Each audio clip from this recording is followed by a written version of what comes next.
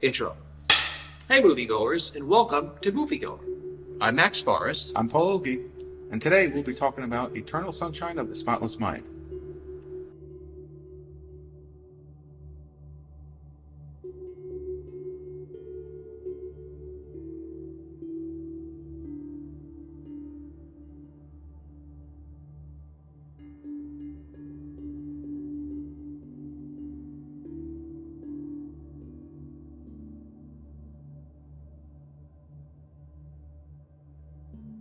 There it is. So, I always heard of this movie, but I never got around to watching it until now. And a bunch of comments asked for us to talk about it, and I heard it was really sad, so I guess that's why I avoided it all this time. But I didn't really think it was that sad. I don't know. What do you think? I thought it was intensely emotional Mm. and had an urgency to it, Yeah.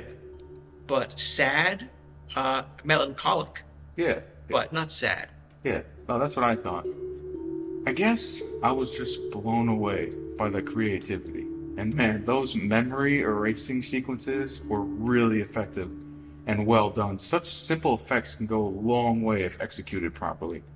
I caught some hidden cuts here and there, but it doesn't take away from the charm. You know what I mean? It just makes me appreciate it even more.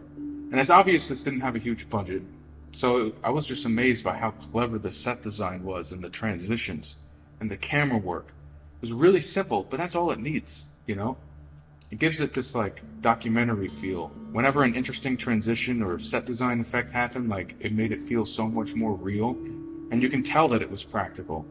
It's just thoughtful set design, And man, dude, it must have been a blast being on that set and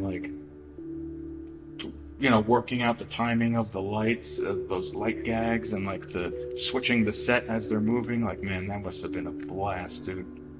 Michel Gondry has also done his fair share of music videos. Mm, Yeah. that's cool. You know what? Now that you say that, you can kind of tell some of this was inspired by music video style editing with some of those cool transitions and stuff. Yeah. Him and Spike Jonze I mix up because they're both very creative filmmakers. Yeah. Yeah. I gotta watch more of that stuff. Yeah. This whole thing is a cool concept, and I like how they don't really explain the science too much. This world, they just accept that this technology exists. It's science fiction. Yeah, it is. But it shows the stages of grief and loss, just in this kind of construct of this memory wiping device. And of course, the acting was top notch. Every actor got lost in their roles and really brought out a very natural performance. And the cast is just stacked too. Elijah Woods and Kirsten Dunst were great in their supporting roles. And this was right around Lord of the Rings and Spider-Man 2. And yet I feel like they were able to separate themselves from those more famous roles. It probably helped that Elijah Woods didn't look like a little hobbit running around. But, And Mark Ruffalo's in it. Yes, and Mark Ruffalo.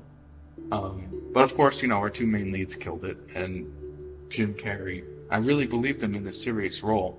And I think comedic actors sometimes can be the best dramatic actors, And he brings a real charm and gravity to the character as his mind is crumbling around him, And you really feel that desperation and hope shine through.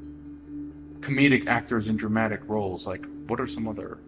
Well, Robin Williams is the king of that. Oh, yes. For yes. Good Will Hunting, he won Best yeah. Actor at the Academy Awards. He won for that one. No, I didn't know. Yeah, he won, yeah. He was so great. Well, what was that movie that Steve Carell was in where he was a wrestling coach or something? Foxcatcher. Yeah. Right, that's another comedian playing. Because to be a comedic actor, you have to play it real. Yeah. Right? Or it's not funny. Yeah. It was Gene Wilder who said that. He says, to be funny, play it straight. I remember he said something Yeah. I said it earlier, and a lot of people, or at least some of the things that I've heard about, is that it's really sad, but I viewed this as more of a very hopeful movie. Mm-hmm. Learning to love again despite knowing what could happen, And by the end of the journey, both characters come out as better people, accepting of each other's flaws, and they want to give the relationship another chance, you know? And I loved the ambiguity of the ending. And I don't want to spoil anything. I mean, this is like a 20-something-year-old movie, but yeah, man, this is definitely one of those movies, like, you have to rewatch multiple times. Like, I love trying to figure out all, like, little techniques and pick out all the foreshadowing that I might have missed, you know? And there's a ton of clues, you know, that I'm sure I overlooked. But, like, one of my favorite little bits was when they were, laying on the ice, and the ice had that crack in it. It's the poster. I was like, you know, that's like an icebreaker. You know, they're like getting to know each other. You know? But, yeah, man, like, I love those kind of, like, little visual clues, little visual gags and stuff. But, overall, this was a really enjoyable watch. I didn't think I would enjoy, like, a sappy love story like this, but the creativity in the filmmaking kept me engaged all the way through. The whole thing was such a cool concept and interesting twist for the genre. I definitely give this, like, 4.5 out of 5. Wow. This was up there. And you know what's great, too, is the Beck song, Everybody's Gotta Learn Sometime. Yeah, Right at yeah. the beginning when he's, like, bawling in the car. I don't know what he means. Learn what? I don't know. But yeah, it was, thank you guys for suggesting it, because I definitely would have never watched it without, you know, without this show.